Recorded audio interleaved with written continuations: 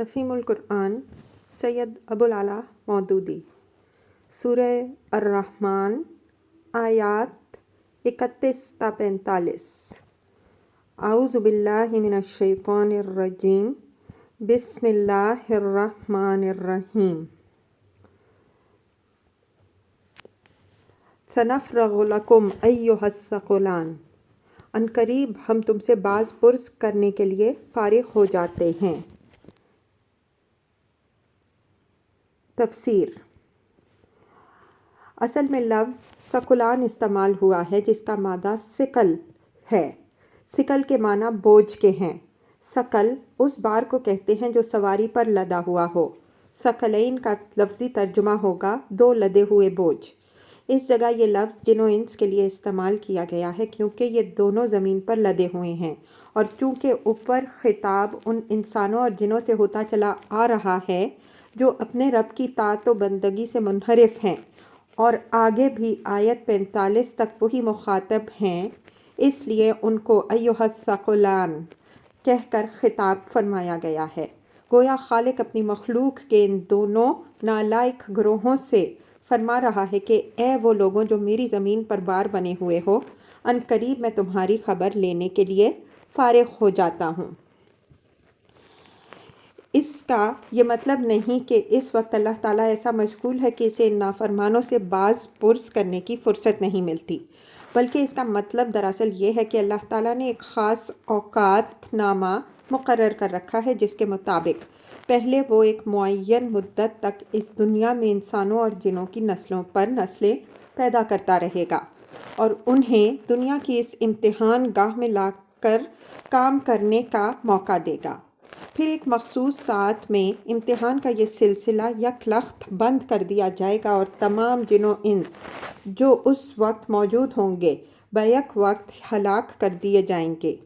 پھر ایک اور ساعت نوع انسانی اور نوع جن دونوں سے باز پرس کرنے کے لیے اس کے ہاں طے شدہ ہے، جب ان کے اولین و آخرین کو از سر نو زندہ کر کے بیک وقت جمع کیا جائے گا۔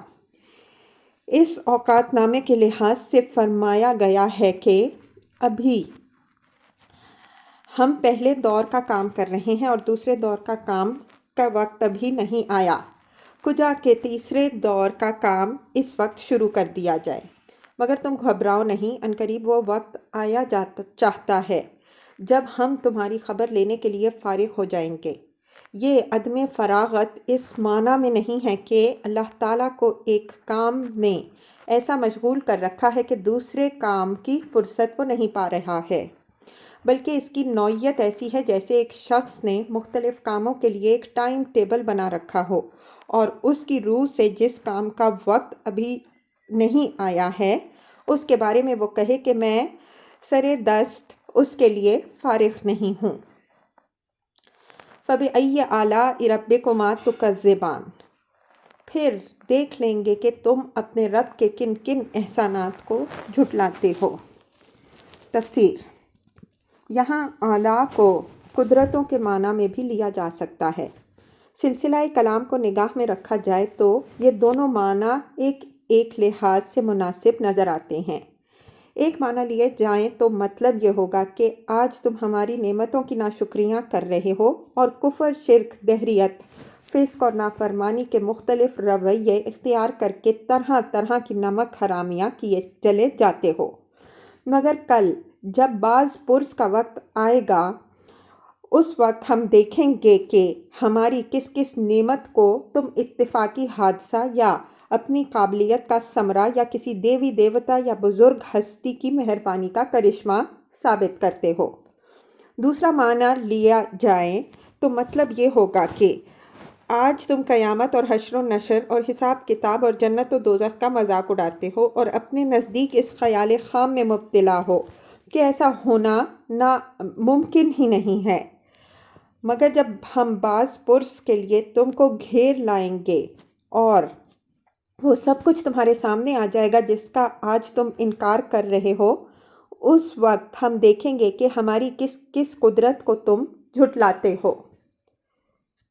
یا معشر الجن والانس ان استطعتم ان تنفذوا من اقطار السماوات والارض فانفذوا، اے گروہ جن و انس، اگر تم زمین اور آسمانوں کی سرحدوں سے نکل کر بھاگ سکتے ہو تو بھاگ دیکھو۔ لا تنفذون الا بسلطان، نہیں بھاگ سکتے، اس کے لیے بڑا زور چاہیے۔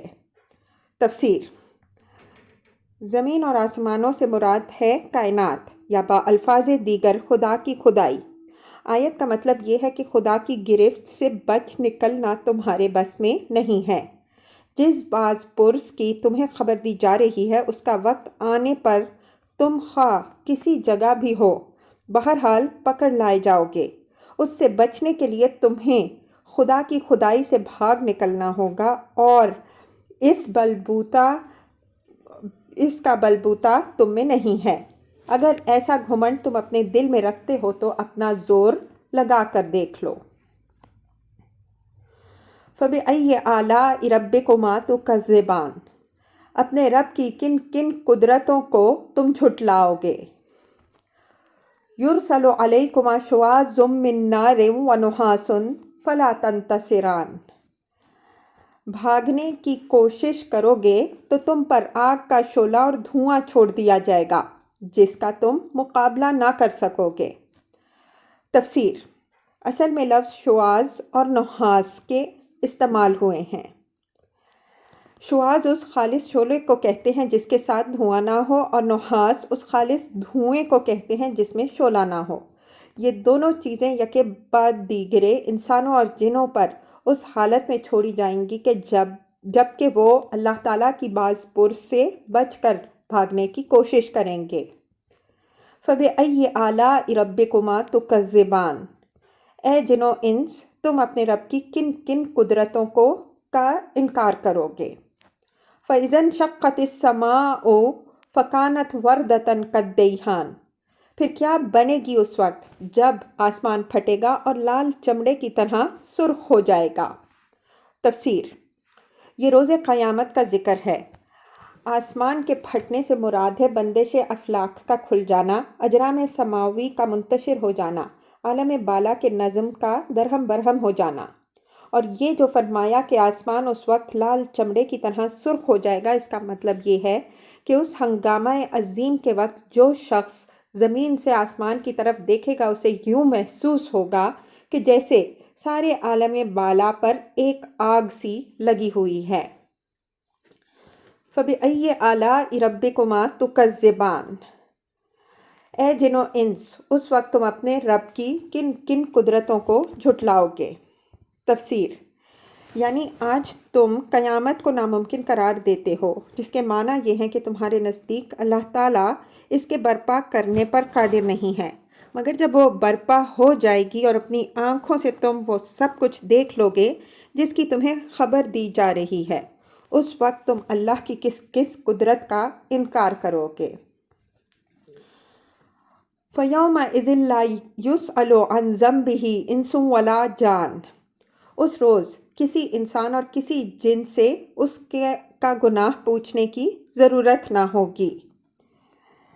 تفسیر: اس کی تشریح آگے کا یہ فقرہ کر رہا ہے کہ مجرم وہاں اپنے چہروں سے پہچان لیے جائیں گے۔ مطلب یہ ہے کہ اس عظیم الشان مجمع میں جہاں تمام اولین و آخرین اکٹھے ہوں گے، یہ پوچھتے پھرنے کی ضرورت نہ ہوگی کہ کون کون لوگ مجرم ہیں، نہ کسی انسان یا جن سے یہ دریافت کرنے کی ضرورت پیش آئے گی کہ وہ مجرم ہیں یا نہیں۔ مجرموں کے اترے ہوئے چہرے اور ان کی خوفزدہ آنکھیں اور ان کی گھبرائی ہوئی صورتیں اور ان کے چھوٹے ہوئے پسینے خود ہی یہ راز فاش کر دینے کے لیے کافی ہوں گے کہ وہ مجرم ہیں۔ پولیس کے گھیرے میں اگر ایک ایسا مجمع آ جائے جس میں بے گناہ اور مجرم دونوں قسم کے لوگ ہوں، تو بے گناہوں کے چہرے کا اطمینان اور مجرموں کے چہروں کا اضطراب بیک نظر بتا دیتا ہے کہ اس مجمع میں مجرم کون ہے اور بے گناہ کون۔ دنیا میں یہ کلیہ بسا اوقات اس لیے غلط ثابت ہوتا ہے کہ دنیا کی پولیس کے بے لاگ انصاف پسند ہونے پر لوگوں کو بھروسہ نہیں ہوتا، بلکہ بار بار اس کے ہاتھوں مجرموں کی بنسبت شریف لوگ زیادہ پریشان ہوتے ہیں۔ اس لیے یہاں یہ ممکن ہے کہ اس پولیس کے گھیرے میں آ کر شریف لوگ مجرموں سے بھی زیادہ خوفزدہ ہو جائیں، مگر آخرت میں جہاں ہر شریف آدمی کو اللہ تعالیٰ کے انصاف پر کامل اعتماد ہوگا، یہ گھبراہٹ صرف انہی لوگوں پر طاری ہوگی جن کے ضمیر خود اپنے مجرم ہونے سے آگاہ ہوں گے، اور جنہیں میدان حشر میں پہنچتے ہی یقین ہو جائے گا کہ اب ان کی وہ شامت آ گئی ہے جسے ناممکن یا مشتبہ سمجھ کر وہ دنیا میں جرائم کرتے رہے تھے۔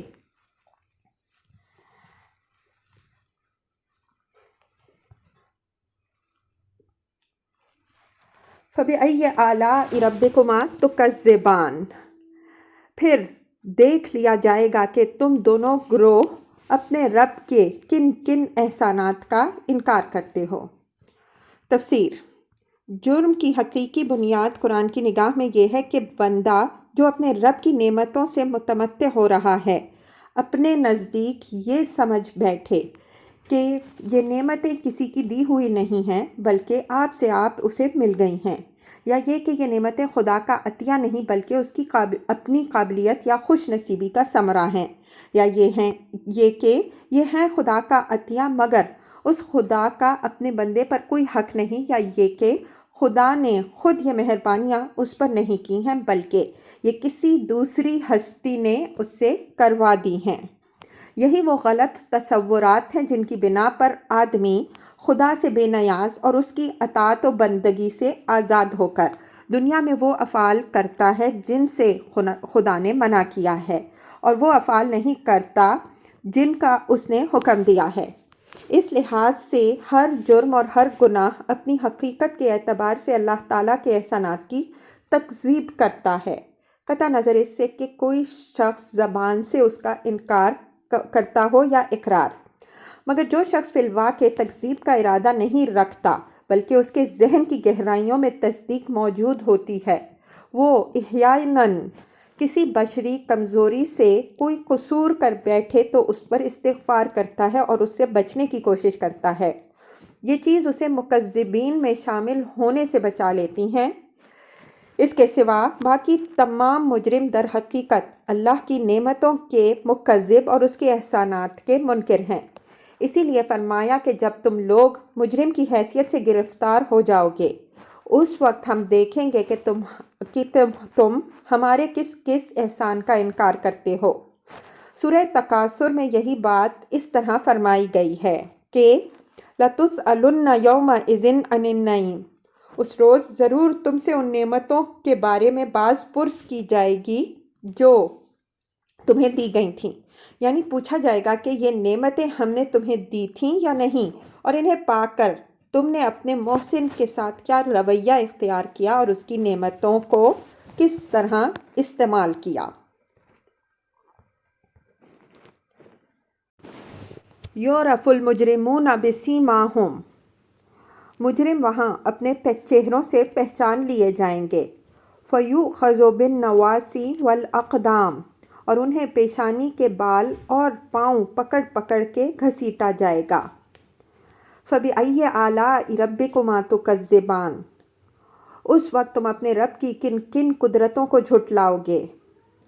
هَذِهِ جَهَنَّمُ الَّتِي يُكَذِّبُ بِهَا الْمُجْرِمُونَ، اس وقت کہا جائے گا یہ وہی جہنم ہے جس کو مجرمین جھوٹ قرار دیتے تھے۔ يَطُوفُونَ بَيْنَهَا وَبَيْنَ حَمِيمٍ آن، اسی جہنم اور کھولتے ہوئے پانی کے درمیان وہ گردش کرتے رہیں گے۔ تفسیر: یعنی جہنم میں بار بار پیاس کے مارے ان کا برا حال ہوگا، بھاگ بھاگ کر پانی کے چشموں کی طرف جائیں گے مگر وہاں کھولتا ہوا پانی ملے گا جس کے پینے سے کوئی پیاس نہ بجھے گی۔ اس طرح جہنم اور ان چشموں کے درمیان گردش کرنے ہی میں ان کی عمریں بیت جائیں گی۔ فَبِأَيِّ آلَاءِ رَبِّكُمَا تُكَذِّبَانِ، پھر اپنے رب کی کن کن قدرتوں کو تم جھٹلاؤ گے۔